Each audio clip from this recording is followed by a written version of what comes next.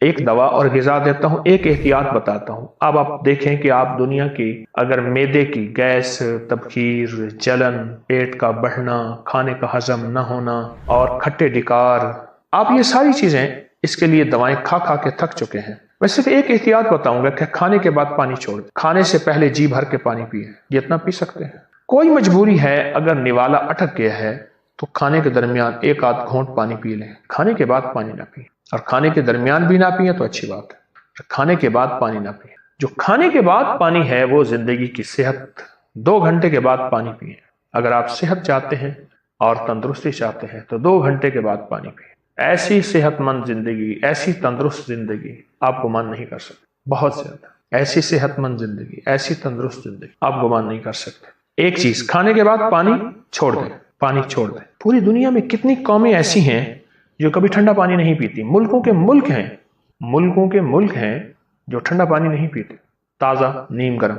ایک تو کھانے کے بعد پانی پینا چھوڑ دیں، اور دوسری آپ سے درخواست ہے کہ کھانے کے ساتھ گڑ اپنی زندگی کا حصہ بنا لیں۔ میرے پاس جو معدے کا لا علاج مریض آتا ہے، میں اسے کہتا ہوں تھوڑا تھوڑا گڑ شروع کریں، تھوڑا۔ ایک صاحب نے مجھے اپنا مشاہدہ بتایا، مجھ سے کہنے لگے کہ میں باہر ملک رہا، ابو دھابی بہت عرصہ رہا۔ کہا کہ میں زندگی میں ساری عمر وہاں رہا، مال بھیجتا رہا، پیسے بھیجتا رہا، سال کے بعد آتا تھا۔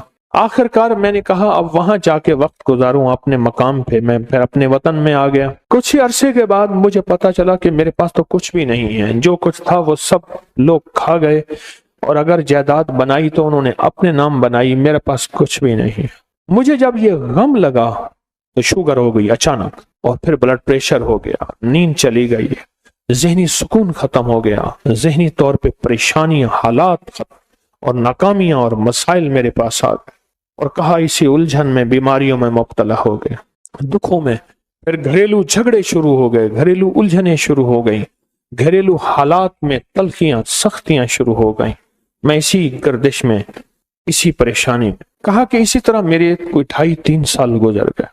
ایک دفعہ میں نائی کے پاس بیٹھا تھا اپنی حجامت کرانے کے لیے، بال کٹوانے کے لیے، میں بیٹھا ہوا پریشان بیٹھا تھا، تو ایک صاحب میرے پاس آئے، پرانے جاننے والے، اس وقت جب میں ملک میں تھا، جوان تھا، وہ بھی جوان تھا۔ مجھے دیکھا تو ملا، بڑا خوش ہوا، کہاں آئے، اتنا عرصہ کے بعد ملاقات ہوئی، اور اتنے عرصے کے بعد آپ کو دیکھا، کیا حال ہو گیا ہے، اتنی جلدی بوڑھے ہو گئے ہو، دیکھ میں تیرا ہم عمر ہوں، میں تو جوان ہوں، اتنے بوڑھے تو نہیں ہیں، اس طرح کے حالات۔ تو کہا میں نے اسے سارے حالات سنا کہ میرے حالات یہ ہو گئے اور میری پریشانی۔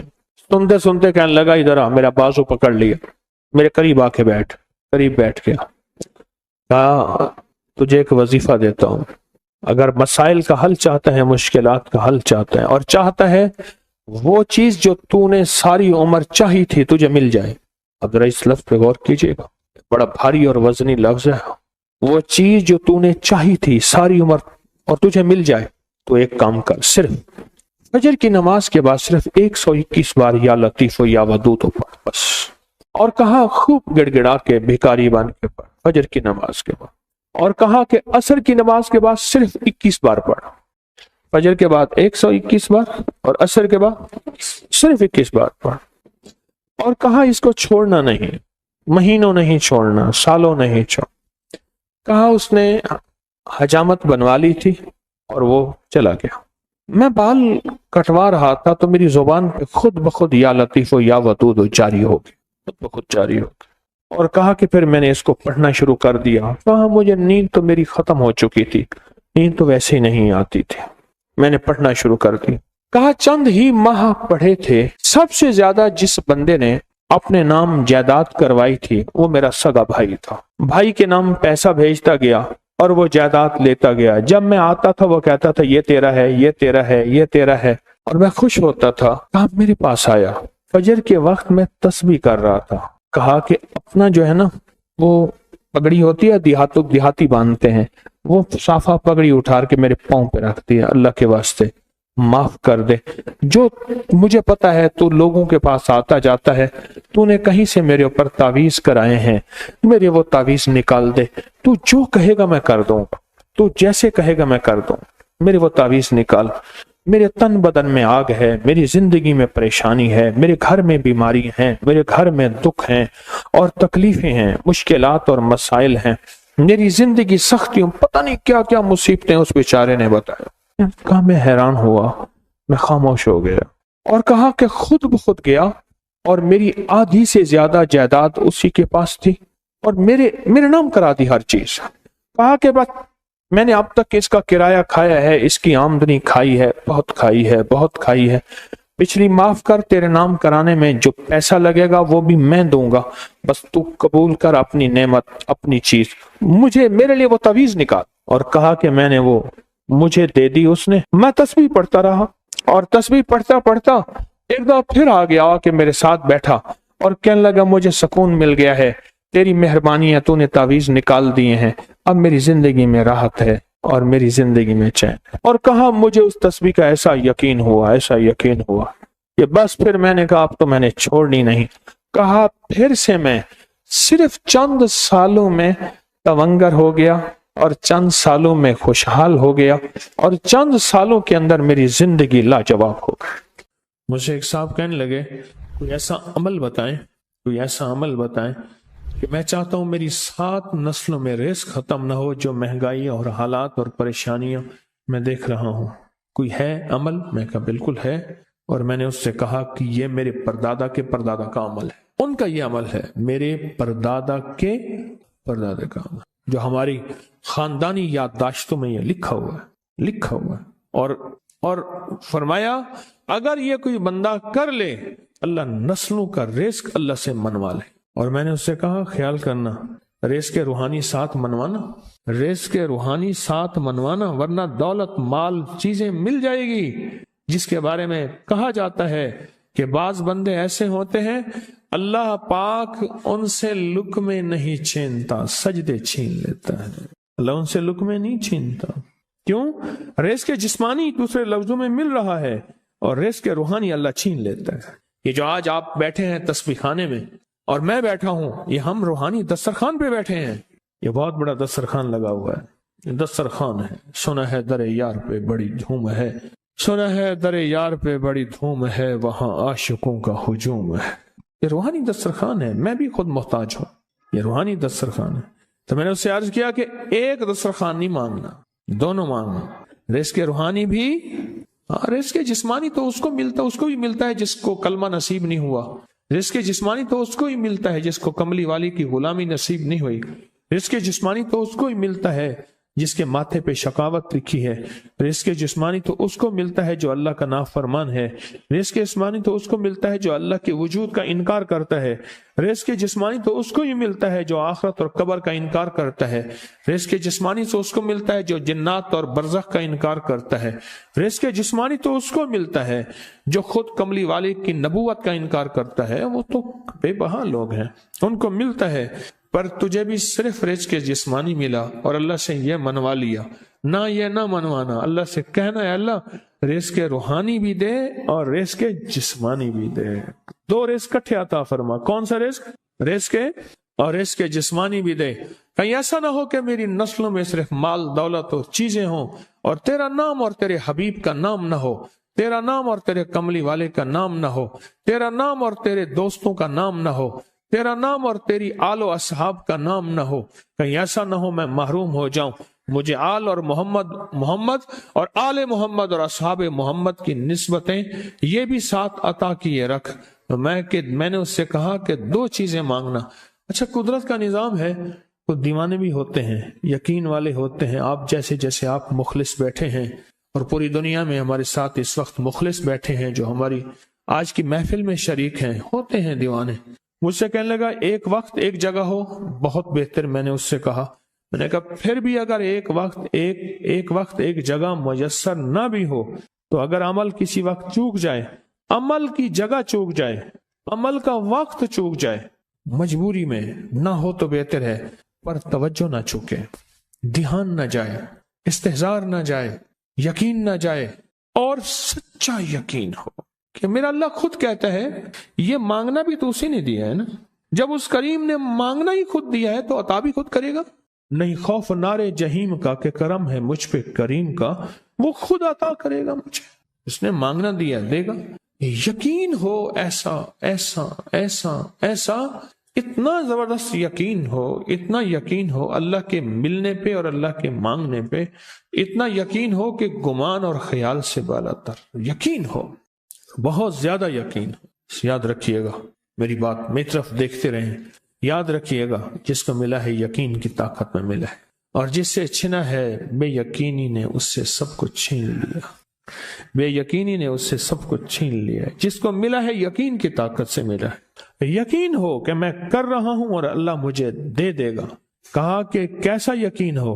کہا جیسے بکری کے تھن دودھ سے بھرے ہوئے اور میں کہوں کہ میرے ہاتھ سے دباؤں گا اور دودھ نکلے گا، اس سے زیادہ یقین۔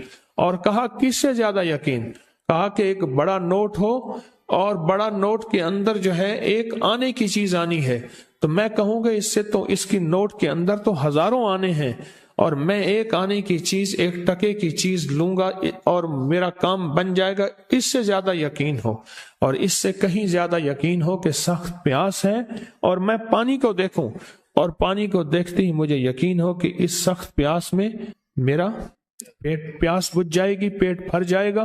اس سے کہیں زیادہ یقین ہو۔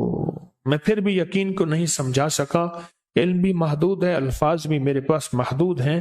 اس سے کہیں زیادہ یقین ہو، اس سے کہیں زیادہ یقین ہو، اور بہت زیادہ یقین ہو۔ کیا خیال ہے؟ آپ چاہیں گے اپنی نسلوں کے لیے بخت، رزق، نصیب اور مقدر منوا لیں؟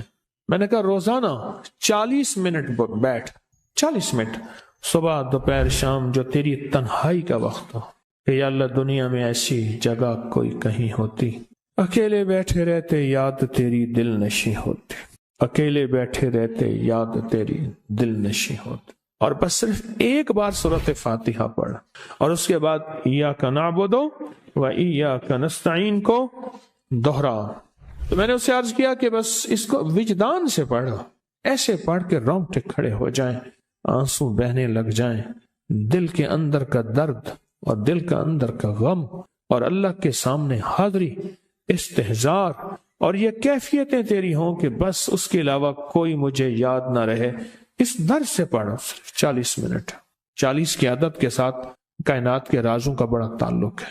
40 کا جو عدد ہوتا ہے، بس 40 کے عدد کے ساتھ پڑھ، اور بہت توجہ سے پڑھ، اور بہت دھیان سے پڑھ، بہت توجہ سے روز پڑھ۔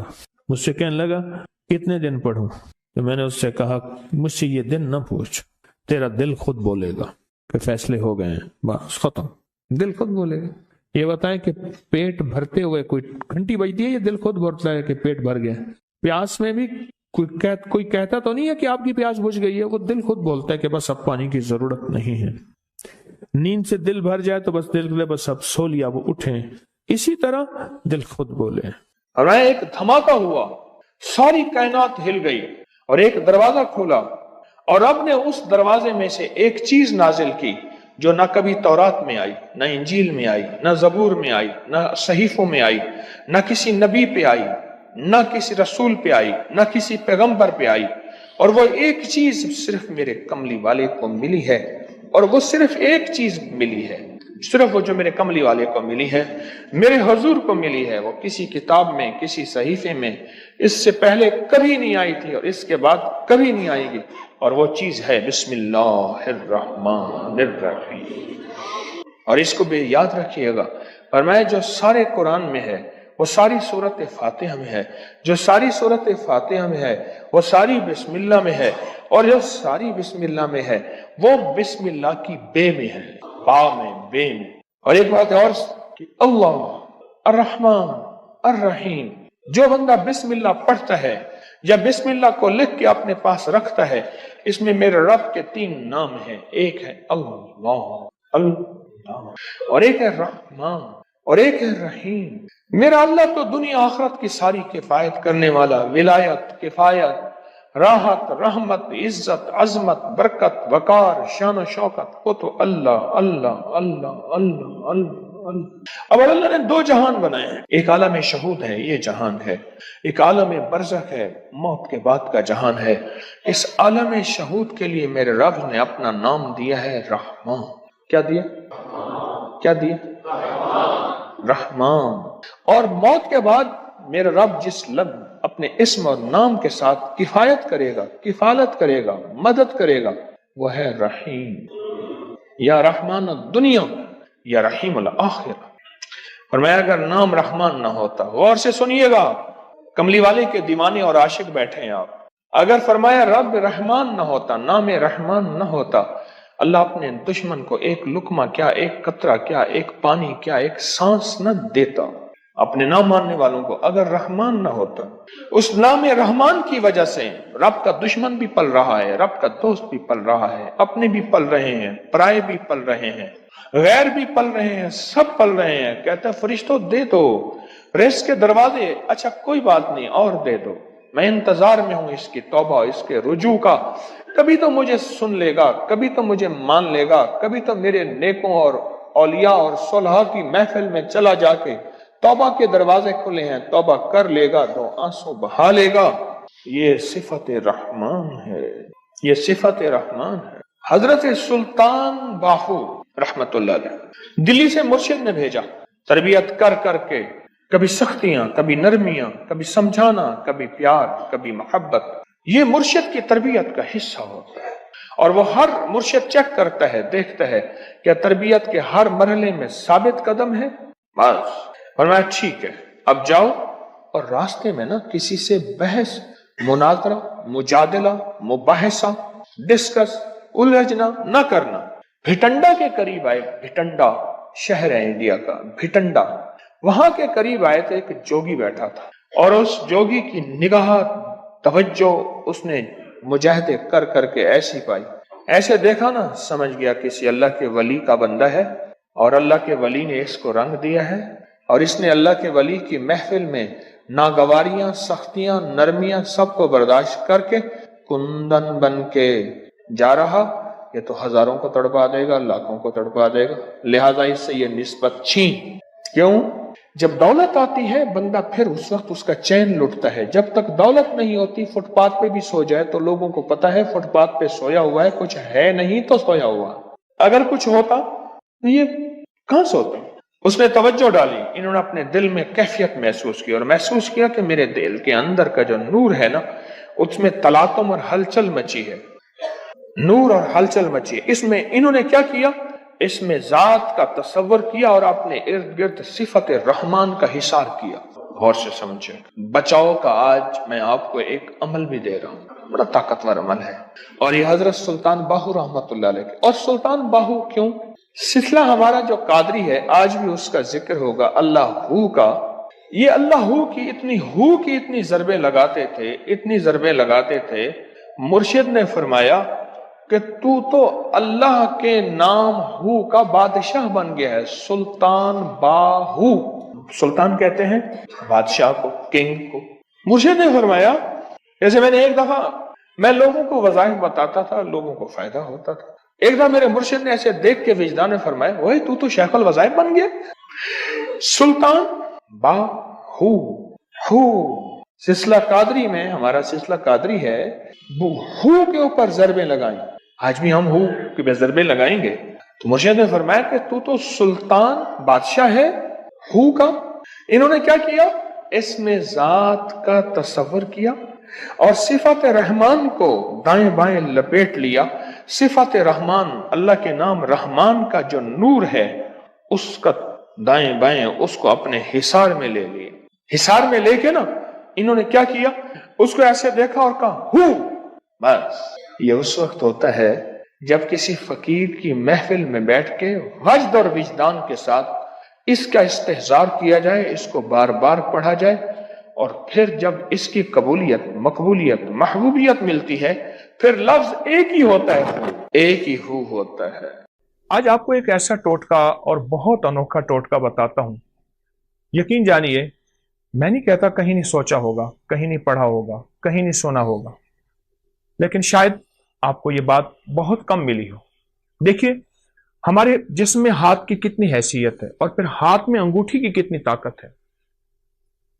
یہ ان لوگوں سے پوچھیں جن کو حادثاتی طور پہ ان کے انگوٹھے کٹ جاتے ہیں۔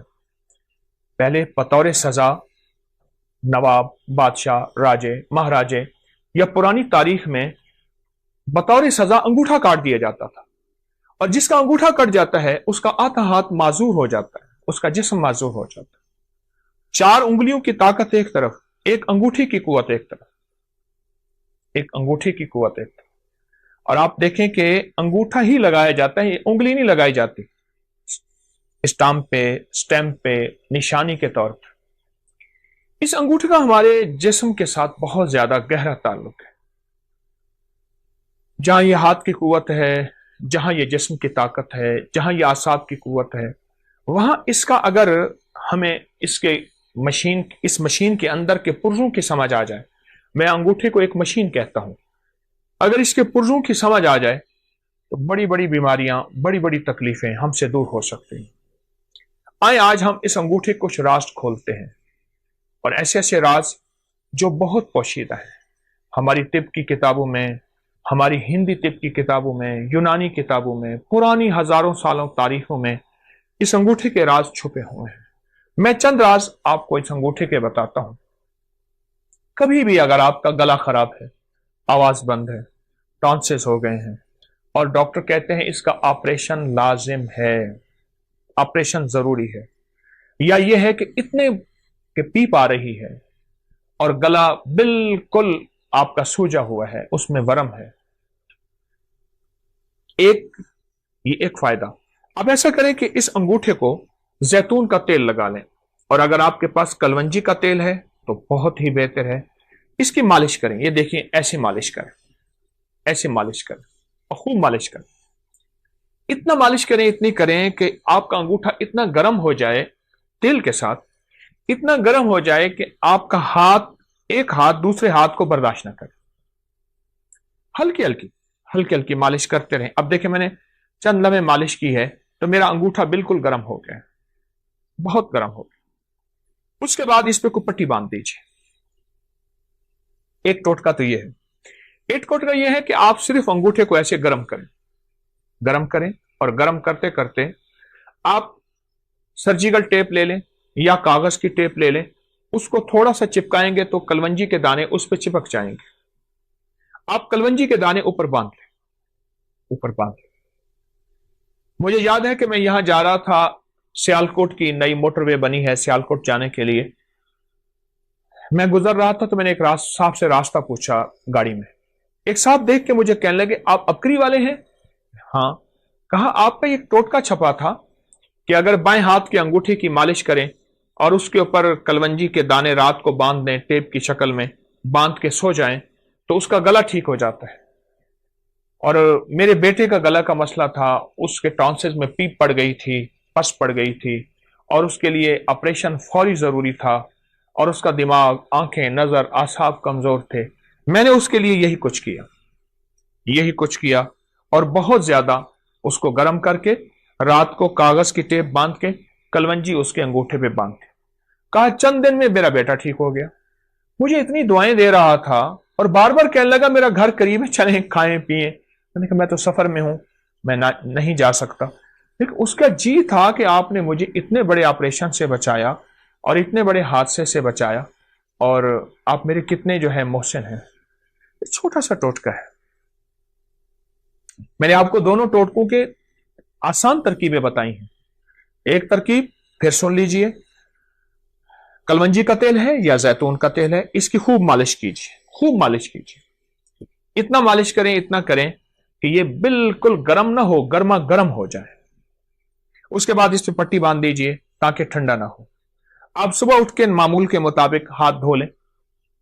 اب چند دنوں کے بعد اس بائیں ہاتھ کے انگوٹھے کی مالش کا آپ کمال دیکھیں گے، یہ گردن سے اوپر، بس یہاں۔ دو چیزیں ایسی ہیں جن کو اوپر سے کاٹو تو ختم ہو جاتی ہیں، ایک انسان، ایک کھجور۔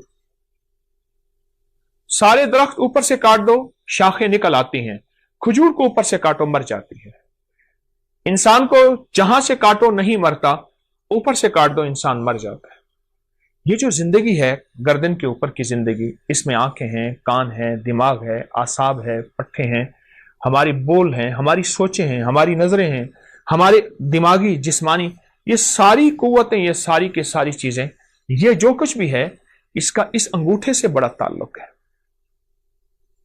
ہماری پوری دنیا میں اس وقت ہاتھ کو دبانے اور جسم کی مالش کرنے اور جسم کے پوائنٹ کو دبا کے، مختلف حصوں کو دبا کے اس کا علاج یا رواج بڑھ رہا ہے۔ کوئی اس کو کیا نام دیتا ہے، کوئی اس کو ریفلیکسالوجی دیتا ہے، کوئی کیا، یہ بہت نظام بڑھ رہا ہے اور اس کے بہت زیادہ فوائد ہیں۔ اور یہ آج کا نہیں ہے، یہ صدیوں پرانے، ہزاروں سال پرانے یہ راز بھی ہیں اور علاج بھی ہیں جو انسانوں نے چھوڑ دی ہیں۔ اور انسان رنگ برنگی گولیاں اور دواؤں کے اوپر ٹوٹ پڑا، دو چیزوں پہ ٹوٹ پڑا، رنگ برنگے کھانے اور رنگ برنگی گولیاں اور دوائیں۔ ادھر کھانے کھاتا ہے پھر گولیاں کھاتا ہے۔ اس لیے اکثر میں نے دیکھا ہے کہ رنگ برنگے کھانے اور رنگ برنگی گولیوں کی دواؤں کی دکانیں سونوں قریب قریب ہوتی ہیں۔ آپ اس انگوٹھے کے راز کو سمجھیں۔ اگر آپ صحت مند زندگی چاہتے ہیں، آنکھیں، نظریں، دماغ روشن، اعصاب، اور آپ گلے کے مریض ہیں، یا آپ میں سے کوئی ایسا بندہ جو گلے کا مریض ہے اور گلے کی کوئی مرض ہے، آواز بیٹھ گئی ہے، آواز میں خرخراہٹ ہے، گلا کام نہیں کر رہا، گلا سوج گیا ہے، یا اس گردن میں درد ہے، ایسے کرنے سے، ہلانے سے درد ہے، اور یہ گردن کے درد کی وہ کمزوری کی وجہ سے کالر لگایا ہوا ہے، اعصاب کھچے ہوئے ہیں، پٹھے ہر وقت تناؤ کا شکار رہتے ہیں، آپ چند دن میری تھوڑی سی بات مان لیجیے۔ آپ دوائیں نہیں چھوڑنا چاہتے، میں اصرار نہیں کروں گا، لیکن چند دن اس انگوٹھے کی مالش کر کے سوتے وقت 10 منٹ مالش کیجیے، خوب زیادہ تیل لگا کے، کلونجی کا تیل یا زیتون کا تیل آپ مالش کر کے لگائیں تو سے خوب مالش کیجیے، اور جب گرم ہو جائے اس کے بعد اس بائیں ہاتھ کے انگوٹھے کو آپ پٹی باندھ کے اور اس کے بعد آپ لیٹ جائیے۔ یہ زندگی کے چھوٹے چھوٹے ٹوٹکے ہوتے ہیں جنہیں ہم فراموش کر بیٹھتے ہیں، بھول بیٹھتے ہیں، اور یہ انسان کو پچھلی یادیں ایسی دلاتے ہیں کہ انسان کی زندہ تحریک اور زندہ زندگی پھر لوٹ آتی ہے۔ یہ اب تک کتابوں میں ہیں، یہ اب تک سینے میں ہیں، یہ اب تک تجربات میں ہیں، چند لوگ جانتے ہیں۔ میری کوشش ہوتی ہے کہ یہ پوری امت کو، پورے عالم کو، پوری انسانیت کو، ہر مذہب، ہر فرقے کے لیے آسانیاں ہوں، راحتیں ہوں، خوشیاں ہوں، خوشحالیاں ہوں، اور ان کے لیے یہ ٹوٹکے عام کرو۔ چھپتے ہیں اپنی میگزین میں، لوگ لیتے ہیں بہت کم لوگ، لیکن جس چیز کو میں واضح کروں اور بہت زیادہ وضاحت کروں اس سے فائدہ زیادہ ہوتا ہے۔ آپ یہ کبھی بھی اس کو نہ چھوڑیے گا۔ آپ چاہتے ہیں کہ آپ کی زندگی صحت مند رہے، آنکھیں روشن رہیں، ان میں چمک باقی رہے، پھر انگوٹھے کی خدمت کریں۔ آپ چاہتے ہیں آواز کی کھنک رہے 100 سال کی عمر کے بعد تک کی، اور آواز صاف رہے، اس انگوٹھے کی خدمت کریں۔ آپ چاہتے ہیں کہ آپ کے کان صحیح سنائی دیں اور آپ کے کان صاف ستھرے ہوں، اور آپ کے کانوں کے لیے نہ کسی مشین کی ضرورت پڑے اور نہ کسی ہاتھ کے سہارے اور آسرے کی ضرورت پڑے، تو آپ اس انگوٹھے کی خدمت کیجیے۔ آپ چاہتے ہیں کہ بعض وقت آپ کو بار بار نہ کھنکارنا پڑے، نہ کرنا پڑے، اور آپ کا گلا صاف رہے، انگوٹھے کی خدمت کیجیے۔ اگر آپ اس کی 10 منٹ خدمت کر لیں اور آپ کا جسم صحت اور تندرستی بحال رہے، اعصاب مضبوط رہیں، طبیعتیں نشاط اور بالکل چست رہیں، تو کون سا گھاٹا ہے؟ اس میں تو کچھ پیسہ بھی نہیں لگ رہا، کچھ بھی نہیں لگ رہا۔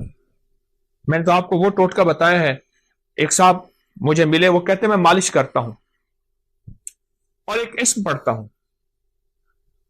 وہ اسم نہیں ہے، کوئی اسم پڑھ لیں، اللہ کا ہر نام مبارک ہے، ہر درود، ہر چیز میں خیر ہے، اصل اس کی مالش ہے۔ اس وقت یہ جو ہمارا جسم ہے نا، جسم کا اوپر کا حصہ سب سے زیادہ آلودگی سے متاثر یہی ہوتا ہے۔ وہ تابکاری کے اثرات ہیں، وہ گاڑیوں کا دھواں ہے، وہ دھول ہے، وہ فیکٹریوں کا دھواں ہے۔ ہماری فضاؤں میں تابکاری بہت زیادہ ہے، آلودگی بہت زیادہ ہے۔ میں آپ کو آلودگی کا ایک ٹوٹکا دیتا ہوں۔ یہ میرے پاس سفید ٹیشو پڑا ہوا ہے، ٹیشو ہے۔ آپ کہیں ایسی جگہ جائیں جہاں آلودگی بہت زیادہ ہو، اپنے ناک کے اندر کر کے تھوڑا سا ٹیشو ایسے پھیریں، اور آپ دیکھیں گے آپ کے ناک پہ سیاہ داغ پڑ جائے گا، اس پہ ٹیشو پہ، اور آپ کو احساس ہوگا کہ یہ تو ناک سے باہر ہے، اس سے زیادہ آلودگی اندر گئی ہے۔ اس سے کہیں زیادہ آلودگی اندر گئی، اور پھر یہ آلودگی جا کے ہماری نظروں کو، ہماری یادداشت کو، ہمارے کانوں کو، ہمارے اعصاب کو، ہماری قوت فیصلہ کو اور ہماری گردن کو، جس کی وجہ سے ہمارا سر تھما ہوا ہے، اس کو متاثر کرتی ہے۔ پھر اس کے لیے ہم طرح طرح کے ٹوٹکے، طرح طرح کی چیزیں اور طرح طرح کا نظام سنبھالتے ہیں اور آخر تھک جاتے ہیں۔ یاد رکھیے گا، اگر آلودگی سے بچنا ہے اور 100% بچنا ہے آلودگی سے، اور پھر آلودگی کے علاوہ ہمارے جسم کی جو اگر بیماریاں ہیں، سر کے اوپر کی، گردن کے اوپر کی یا کندھوں سے اوپر سارا نظام، اگر اس میں بیماریوں میں مبتلا ہو گئے ہیں اور آپ چاہتے ہیں کہ اس سے جلدی نکل آئیں، تو انگوٹھے کی خدمت کریں، انگوٹھے کو تھوڑا سا وقت دیں۔ یہ چھوٹا سا وقت، تھوڑا سا وقت اور تھوڑی سی خدمت آپ کی جسم، فٹنس اور طبیعت اور راحت ایسی حیرت انگیز، بہت لاجواب۔ بچوں کو اس کی عادت ڈالیں، ان کی مالش کریں، سلا دیں، ہلکی ہلکی مالش کریں۔ بڑوں کو اس کی عادت ڈالیں، لوگوں کو اس کے فائدے بتائیں۔ چھوٹا سا عمل ہے پر اس کے نتائج، اس کے ریزلٹ اور اس کے کمالات اتنے زیادہ کہ انسان جب مایوسی سے بالکل اتنا کہ آخری مایوسی میں چلا جاتا ہے، یا پھر اس کا علاج صرف سرجری ہوتا ہے، یا پھر اس کا علاج ساری عمر دوائیں کھانا ہوتا ہے، اس مایوسی کے اندھیروں سے نکال کے حیرت انگیز اجالوں میں لاتا ہے، اور حیرت انگیز انسان کو صحت اور تندرستی پہ لاتا ہے، بہت زیادہ۔ تو اگر آپ ان بیماریوں سے، ان مشکلوں سے، ان پریشانیوں سے نجات چاہتے ہیں اور آپ چاہتے ہیں کہ آپ صحت مند زندگی گزاریں، تو میرا مخلصانہ مشورہ ہے اس انگوٹھے کو وقت دیجیے۔ چلو میں ایک چیز آپ کو بتاتا ہوں، اس انگوٹھے کو آپ نیٹ پہ سرچ کریں، آپ کو میری باتوں کی تصدیق حیرت انگیز ملے گی کہ انگوٹھے کا ہماری جسم کے ساتھ، دماغ، اعصاب، پٹھوں، نظر، یادداشت، گلے کے ساتھ کیا تعلق ہے۔ ایک بات بتاؤں، ایک راز ہے بڑا عجیب۔ اگر لاجواب بچوں کا قد چاہتے ہیں اور آپ چاہتے ہیں کہ آپ کے بچے قد دراز ہوں اور بہترین قد ہو، ان بچوں کو یہ انگوٹھے کی مالش کرواؤ۔ یہ دیکھیں، ایسے ایسے ان بچوں کو مالش کرو۔ 18 سال کی عمر تک تو مالش کرائیں، 18 سال کی عمر کے بعد پھر چانسز کم ہو جاتے ہیں۔ مالش کریں، آپ کی نسلیں صحت مند رہیں گی، آپ کی نسلوں میں تندرستی، صحت اور فٹنس رہے گی، قد دراز ہوں گے، اعصاب مضبوط ہوں گے، اور طبیعت ان کی بہترین رہے گی۔ ان کی آنکھیں ہمیشہ معذوری سے بچیں گی، کان معذوری سے بچیں گے، گلا معذوری سے بچیں گے، ان کے بول معذوری سے بچیں گے، اور لمبی عمر بھی ہوگی تو طبیعت میں ہمیشہ پرسکون صحت اور پرسکون طبیعت رہے گی۔ یہ میرا ٹوٹکا یاد رکھیے گا، اور بھی بتاتا رہوں گا۔